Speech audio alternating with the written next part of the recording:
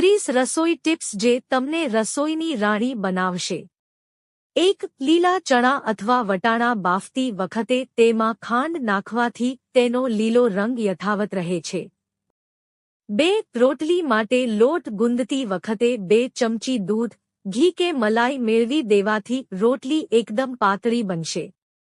3. ભીંડાનું શાક બનાવતી વખતે તેમાં 1 ચમચી દહીં નાખવાથી તેની ચીકાશ ઓછી થશે। 4. મેળવણ ન હોય તો ગરમ દૂધમાં લીલા મરચાં નાખવાથી પણ દહીં જમાવી શકાય છે। 5. ભાત બનાવતી વખતે તેમાં લીંબુના રસના ટીપા નાખવાથી ભાત એકદમ સફેદ રંગનો બનશે અને તેમાં 1 ચમચી તેલ કે ઘી નાખવાથી દાણા અલગ અલગ રહેશે। 6. ફલાવરનું શાક બનાવતી વખતે એમાં 2 ચમચી દૂધ ઉમેરવાથી ફલાવર ચડી ગયા પછી પણ સફેદ રહે છે। 7. પૂરીનો લોટ પાણીથી બાંધવાને બદલે દહીંથી બાંધવાથી પૂરી પોચી થશે। 8. મીઠા શક્કરપારા બનાવવાના મેંદામાં થોડું મીઠું ભેળવવાથી શક્કરપારા સ્વાદિષ્ટ લાગશે।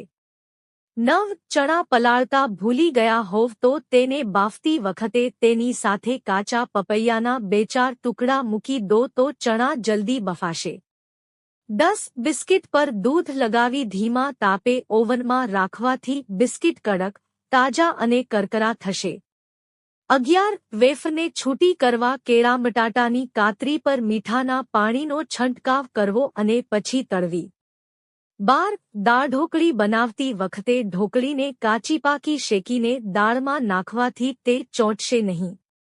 13. પાણીપુરીની પૂરી બનાવતી વખતે ઝીણા રવામાં પીવાનો સોડા લોટ બાંધવા માટે લેવાથી પૂરી ફૂલશે।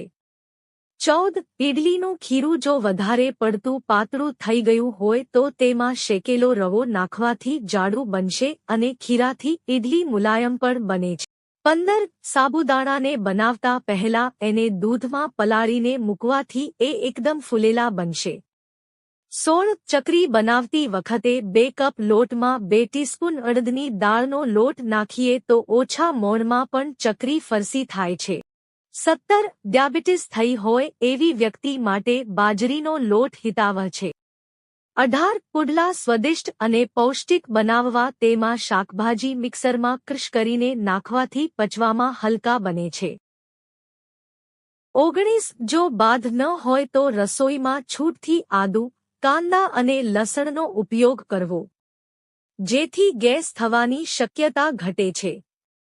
ખાંડને ગોળનો વપરાશ નહિવત। 20. ટામેટાનો સૂપ બનાવવા માટે તેને ઉકાળતી વખતે જ 1 લીલું મરચું, લસણની કળી અને 1 ટુકડો આદુ નાખી ઉકાળો। સૂપનો સ્વાદ બમણો થઈ જશે। 21. રસોડાના વોશ બેસિન પર થોડા વિનેગરમાં લીંબુ લગાવીને ઘસવાથી વોશ બેસિન ચમકવા લાગશે સાથે ડાઘા દૂર થઈ જશે।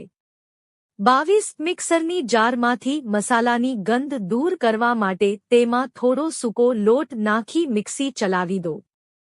23. કટલેટને ક્રિસ્પી બનાવવી હોય તો તેમાં જરૂર મુજબ ટોસ્ટને ક્રશ કરી તેનો ભૂકો કટલેટના મિશ્રણમાં મિક્સ કરવો। કટલેટ ક્રિસ્પી બનશે અને કદાચ મિશ્રણમાં પાણી રહી ગયું હશે અને ઢીલી હશે તો પણ ભાંગી જશે નહીં। 24. ઘીને લાંબા સમય સુધી સાચવી રાખવું હોય તો જે ડબ્બામાં ઘી ભરવાનું હોય તેમાં પહેલા થોડી ખાંડ ભભરાવી ઘીનો સ્વાદ જળવાઈ રહેશે। 25. મરચું, હળદર કે ધાણાજીરું જેવા રસોઈ માટેના કોઈપણ મસાલા તાજા રાખવા માટે મસાલાની બરણીમાં હિંગનો ટુકડો આવા આખા મીઠાના ટુકડા મૂકવા મસાલા તાજા પણ રહેશે અને જીવાત પણ નહીં પડે।